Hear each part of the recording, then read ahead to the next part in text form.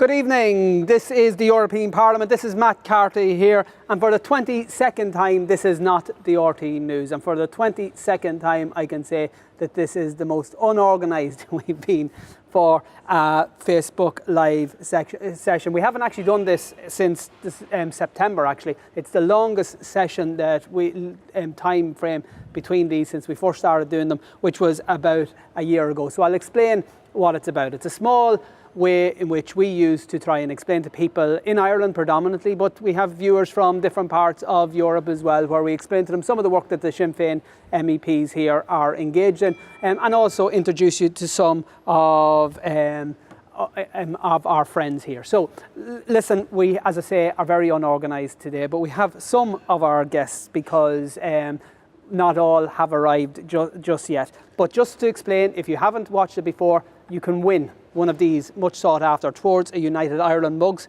Very good. Yeah, very nice. Very nice. Highest quality ceramic that you can get. And all you have to do to be in with a chance of winning that is hit share, because we need to get as many people as possible to win. But tonight, as a special prize and a once in a lifetime opportunity, we're also providing a chance for you to win one of these. Oh, this good. is a cookbook that has been produced by Gerry Adams, former Sinn Féin leader, who quite clearly has much more time on his hands than he used to do. Course. But he calls it the Negotiator's Cookbook, and what it is recipes of things that apparently our negotiating teams used to eat. So we have this to give out to one of our viewers tonight, and what we're going to do is, as many of you who will know, who watch this, at the end of every programme we play a small snippet of a little bit of music just to wind down and let the lads get the microphones off and all of the rest, and in order to make it look professional. So at the end we will play a little bit of a tune, and it's a well-known Irish tune, and what we're asking you to do is to decide or guess in advance what that song will be. So put in the comments what you think we're going to play, and you can keep guessing right up until we actually play the song. And even then, if nobody has guessed beforehand, if you put in what you think it is, then the first person who does so will win this Negotiator's Cookbook. Okay, so we might come back to that, because it appears that we'll have a little bit of time, because our guests tonight are Joseph Maria Terricabras, who is... Difficult name. Yes, but he is a Catalan philosopher, I found out today. Also a professor. And also, lastly, and least importantly, a politician. Now. He is a member of the European Parliament for the Republican left in Catalonia. So many of you will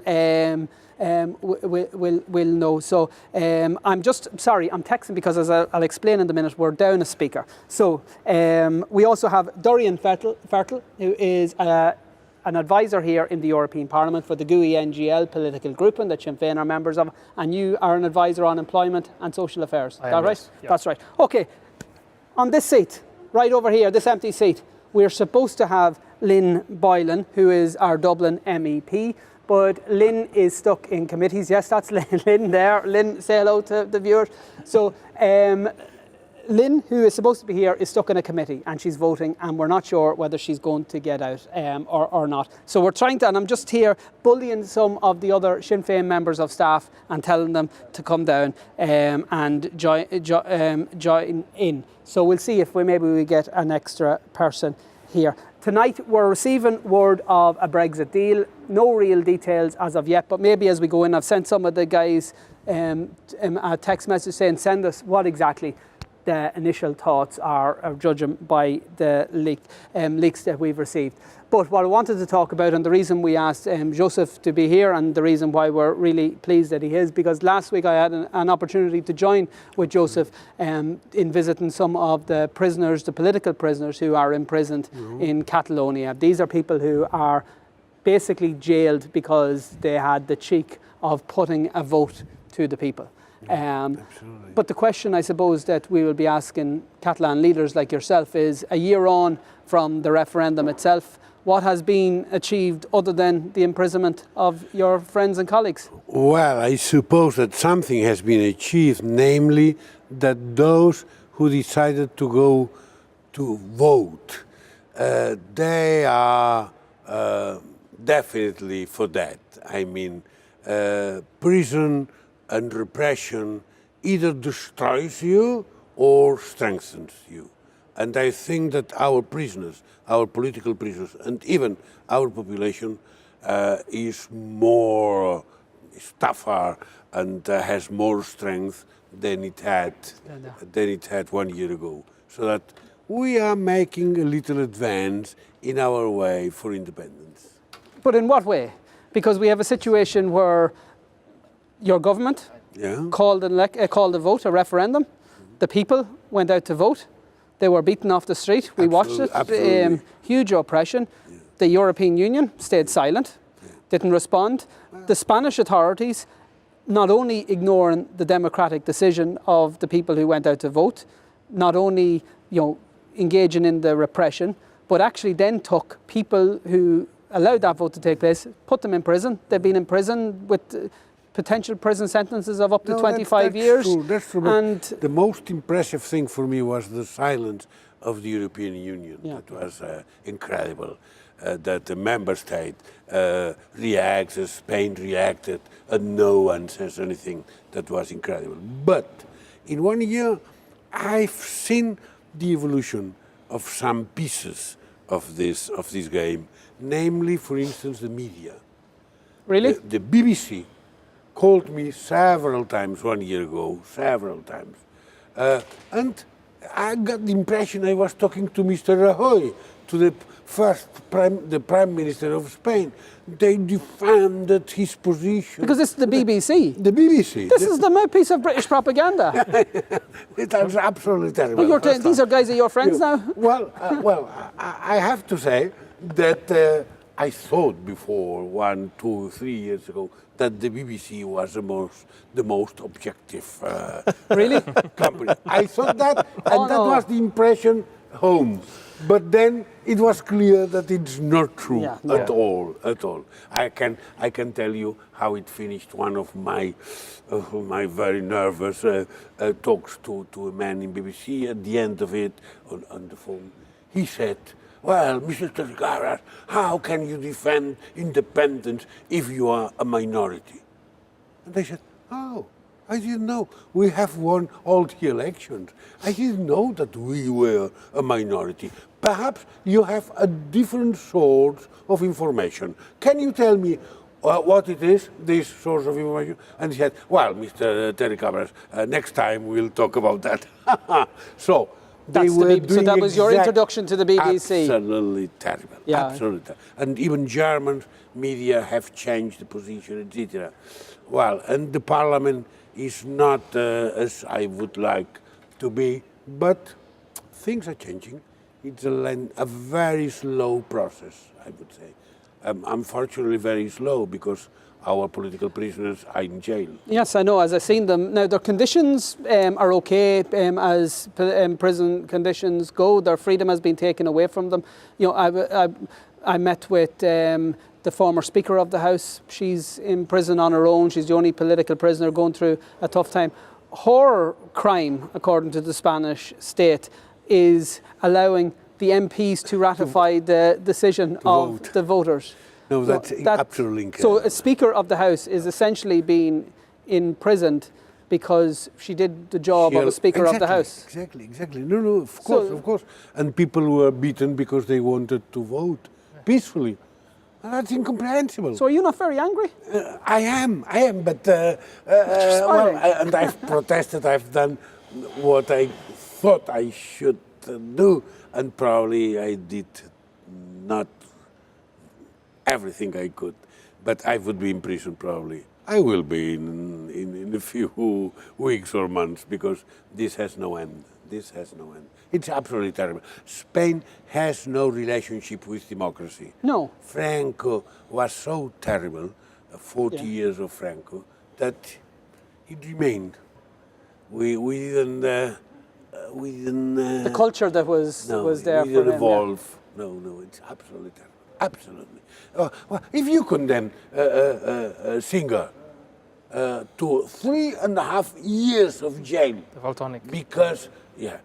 because of his songs, that's incredible.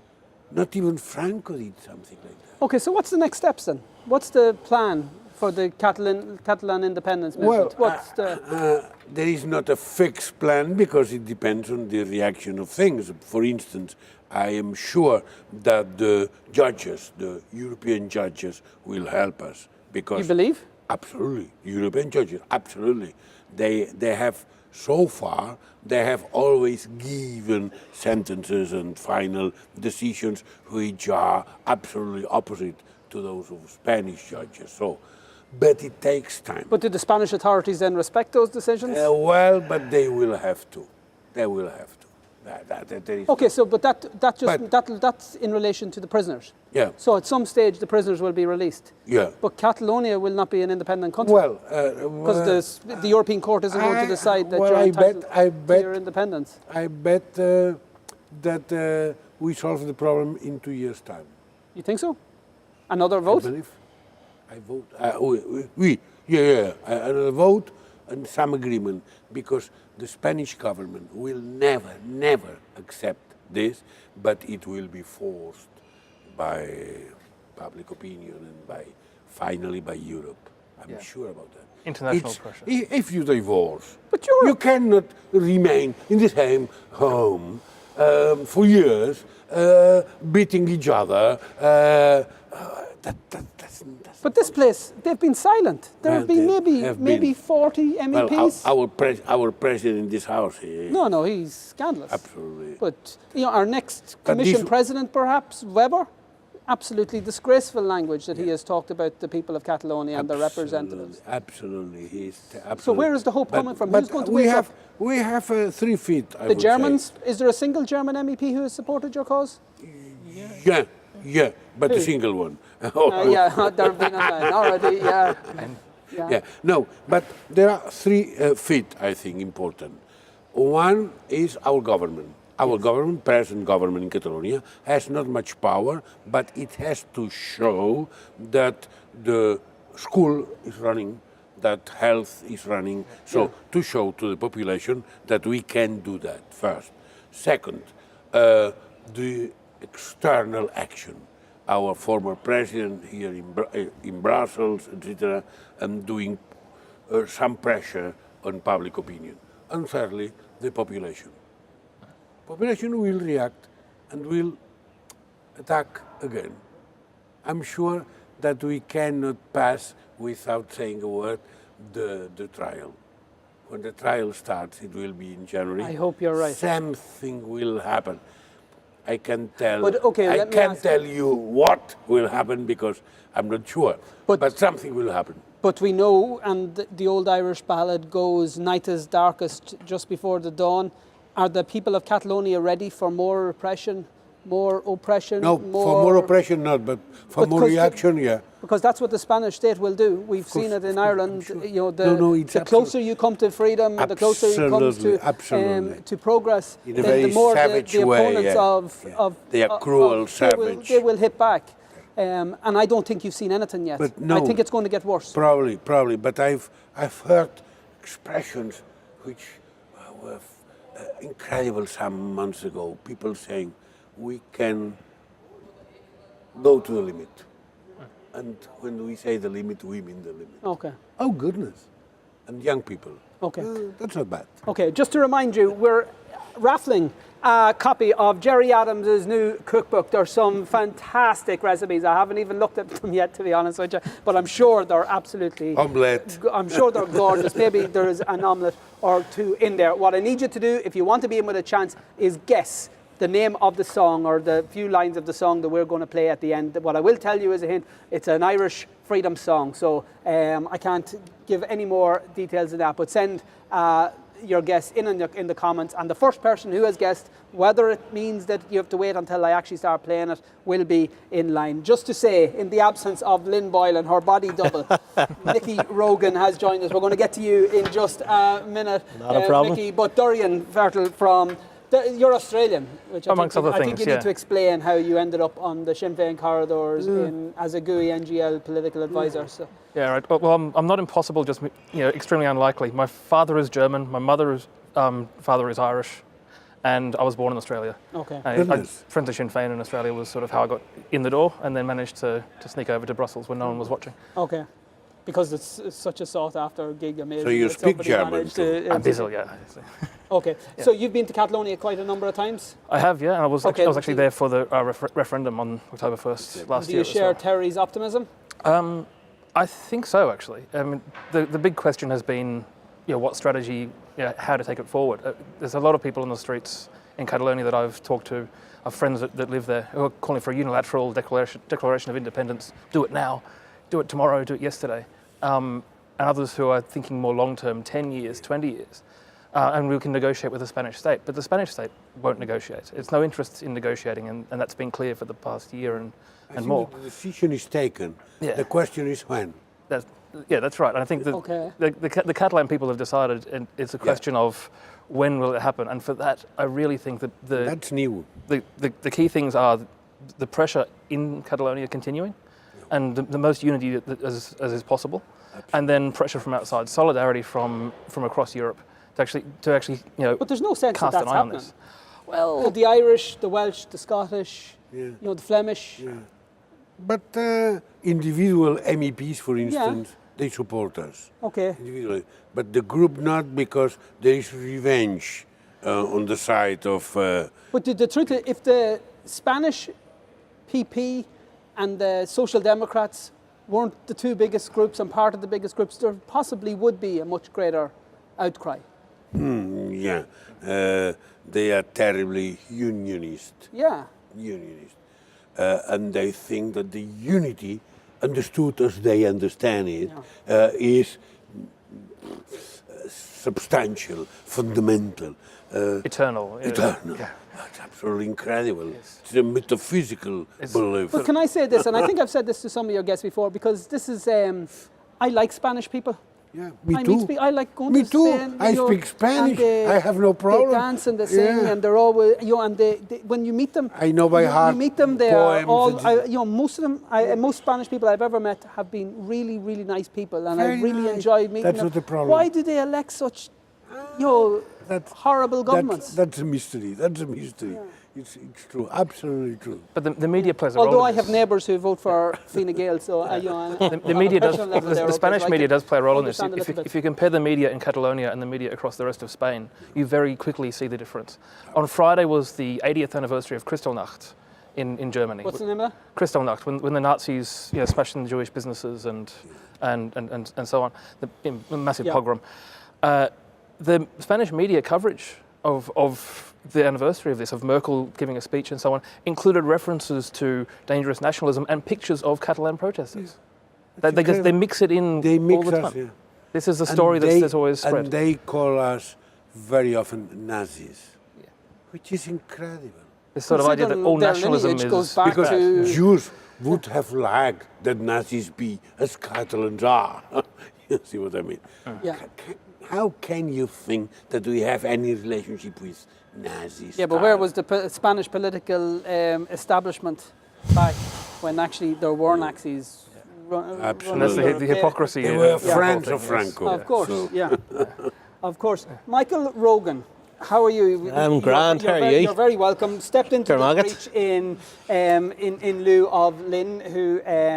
so just tell us who you are, Mickey. Okay, for my sins, I'm the press officer for our 4 MEPs, so I get to see a lot of what each of them do. Obviously, Brexit is up there in terms of what I do on a daily basis. I'm also more seen behind the camera than in front of it, so this is kind of a first. So, but happy to be here. That's it. This is your life moment. If I knew you were coming, I would have got the whole book. We'd have gone through each of your wrongful prison convictions and Just as well we bounced you. absolutely. A few song Broad Black Liver. I think that's sort of go back.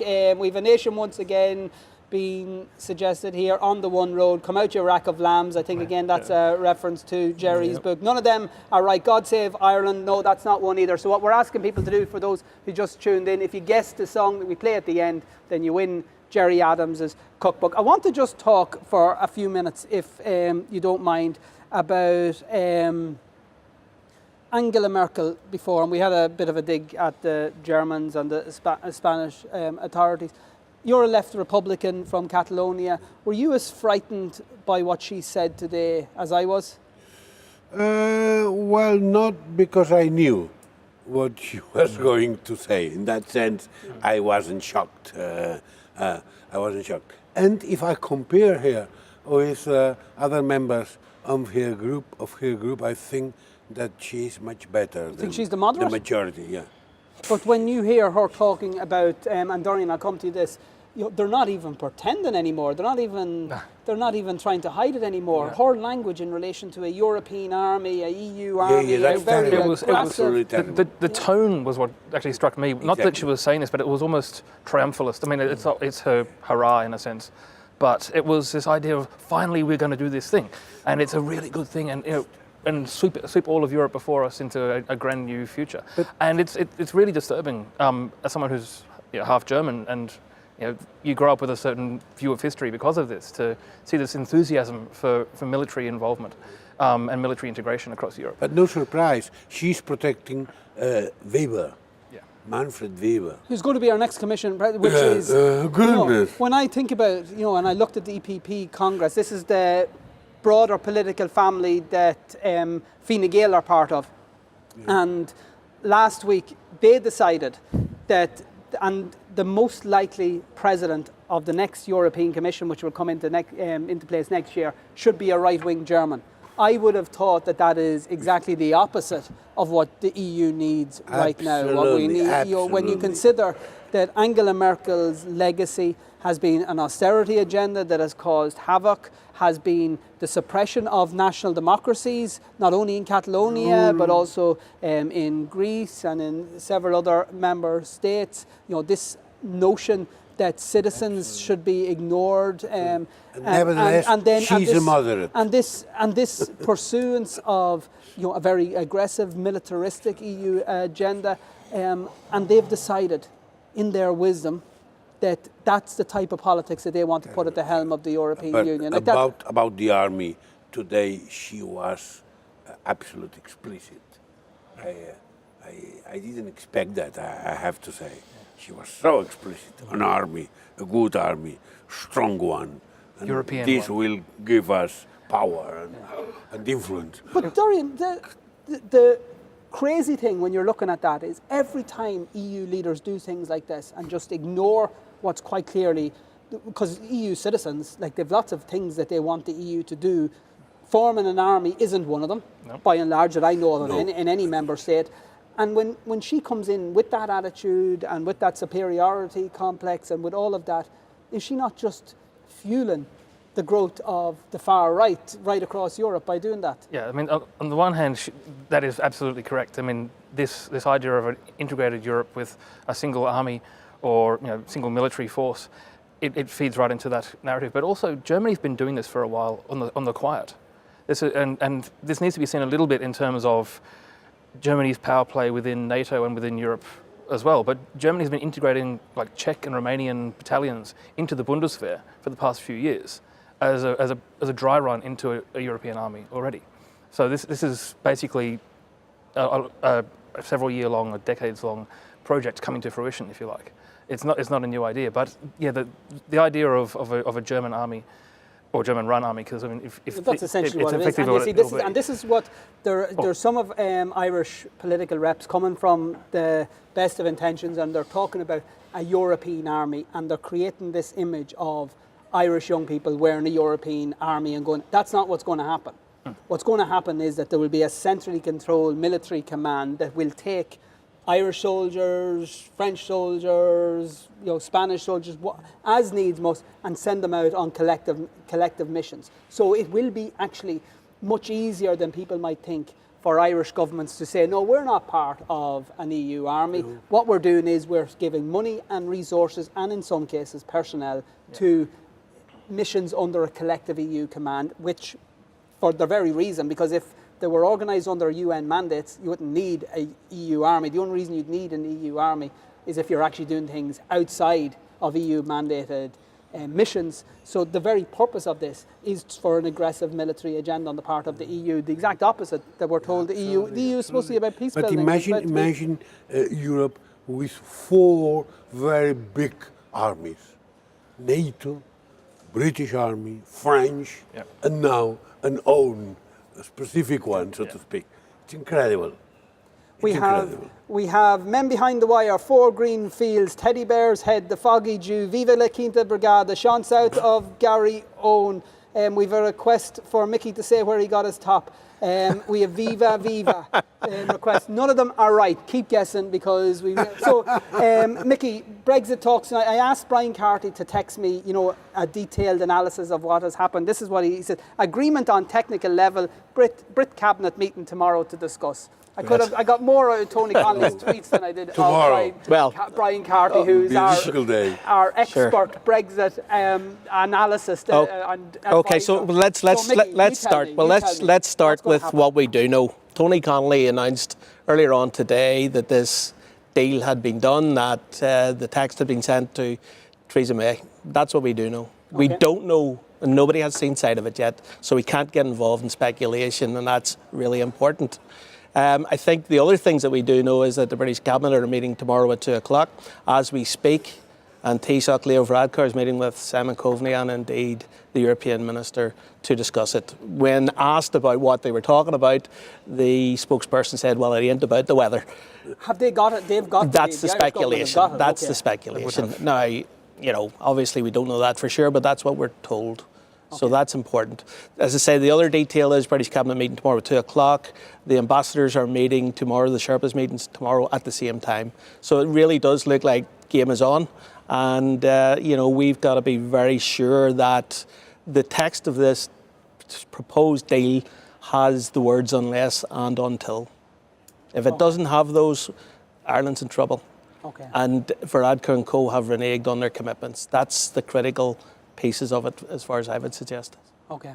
I'm just texting, just checking to see if Brian Carty sent me any further details, but he hasn't.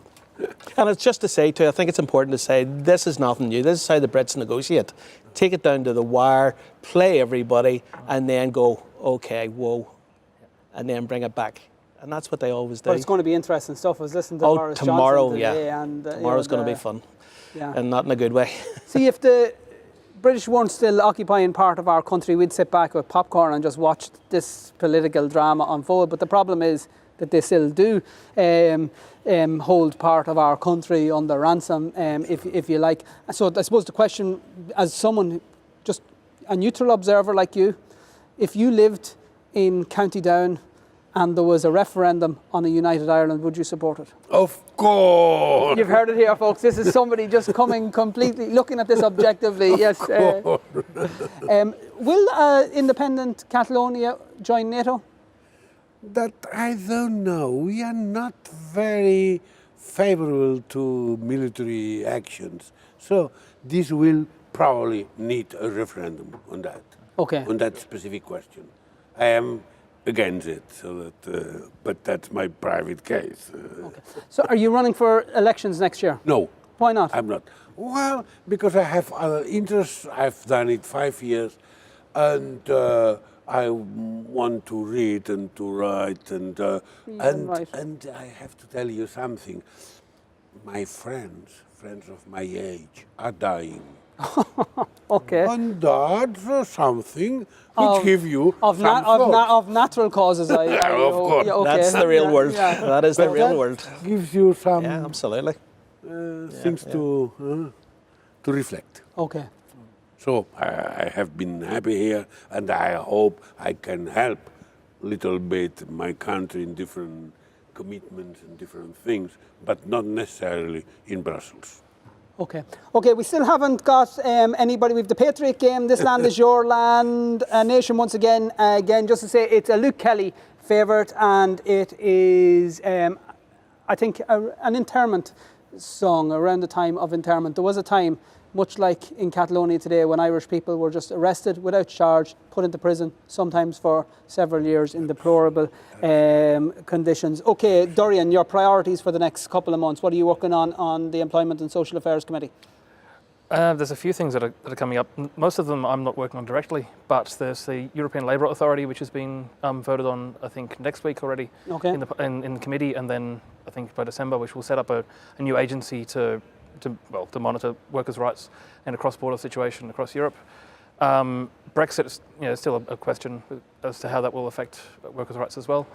And there's also the European Solidarity Corps, which I'm working with Lynn Boylan on an opinion on, which is about solidarity work for young people across Europe and making sure that it doesn't replace real jobs.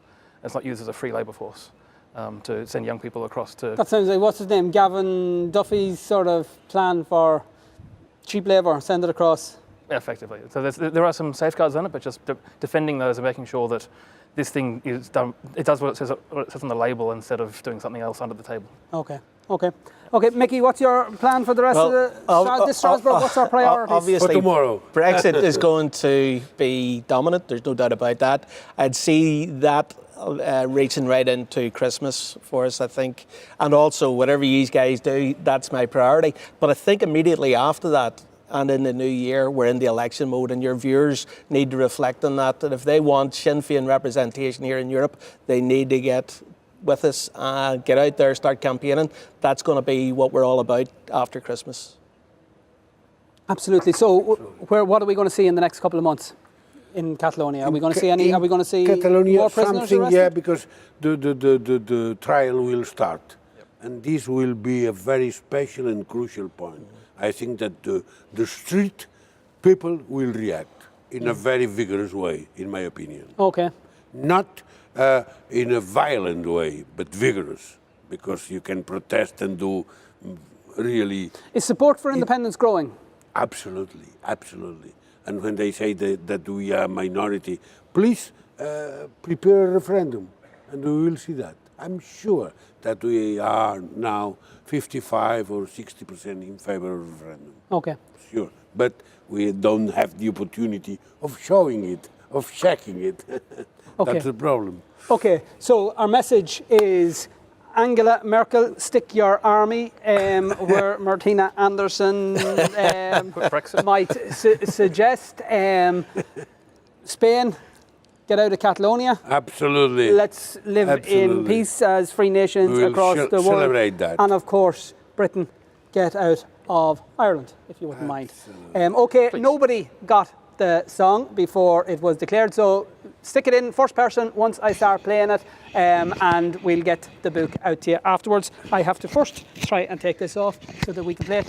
Terry, thank you so much for being here. Thank you for inviting me. At the last minute. Lynn Boylan, you owe me one big time because you've really let us down, and we've done it again. We've done the reverse gender balance thing that I try and get going, but not my fault, entirely Lynn Boylan's fault. The next time you hear Lynn talking about representation for women, equal rights, gender quotas, whatever she might say, tell her that when she had an opportunity to show up, she didn't. Mickey Rogan had to take her place. All right, folks. See you later. Song of all. Is a good man, and he shall overcome. I had suggested said it was an impairment song, and somebody put in beautiful, oh, lovely need, or whatever that song. Yeah. Free the people, let them see the light of day. Good stuff. Thank you very much, sir. Thank you for inviting me. We're going to get you back again. Thank you very much. That was a great response. The loss of liberty. Yeah. So I have to go. Run, yeah. Can we? And the law can never scorn